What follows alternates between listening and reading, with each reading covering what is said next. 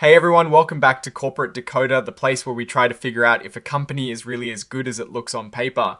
Today we're peeking behind the curtain at Deluxe Corporation, a company that has been around the block a few times, and we're looking at an update to a report they filed earlier this year.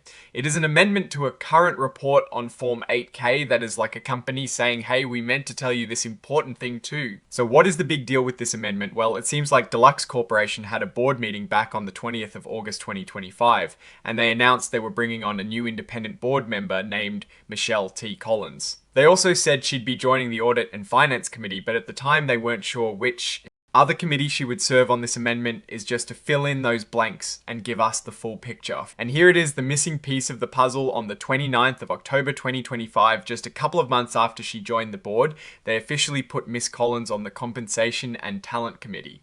Now, why is this important? You might think, oh, it is just a committee appointment. But when you're talking about a board member, especially an independent one, these committees are where a lot of the real work happens. The Audit and Finance Committee obviously deals with the financial health and controls of the company, making sure everything is above board.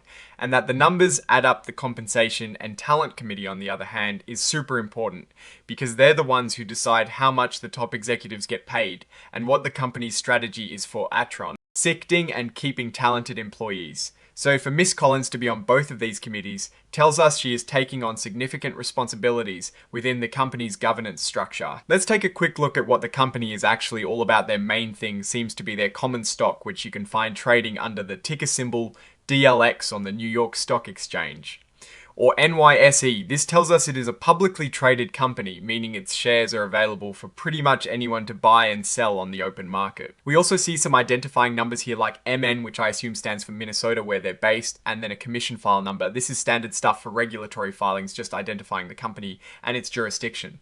Now, this filing is an amendment, so we're not getting brand new financial statements or anything like that, but it is important to remember that the original report likely contained information about the company's business and its financial performance. This amendment is purely about updating the leadership structure and committee assignments. This is all about the people making the big decisions. Think about it this way. When a company adds a new director, especially to key committees, it can signal a few things. Maybe they're looking to bring in fresh perspectives on executive pay and employee strategy. Maybe it is part of a broader plan to improve corporate governance, or perhaps they see a need for specialized expertise in areas like compensation and talent.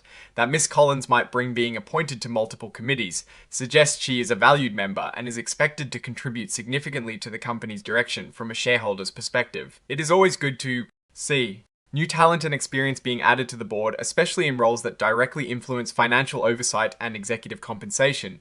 It signals that the company is actively managing its leadership structure and is likely taking steps to ensure it has the right people in place to guide it forward.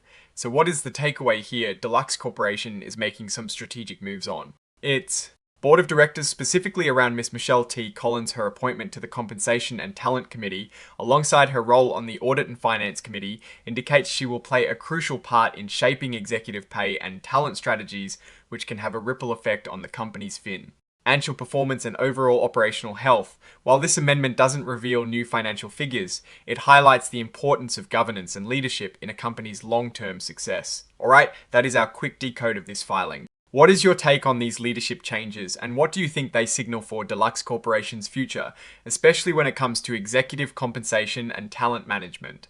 Drop your thoughts in the comments below. If this analysis was valuable, hitting that like button really helps, and subscribe for more deep dives into corporate filings. Don't forget to check out our Discord community linked in the description for more discussions. Thanks for watching. See you next time.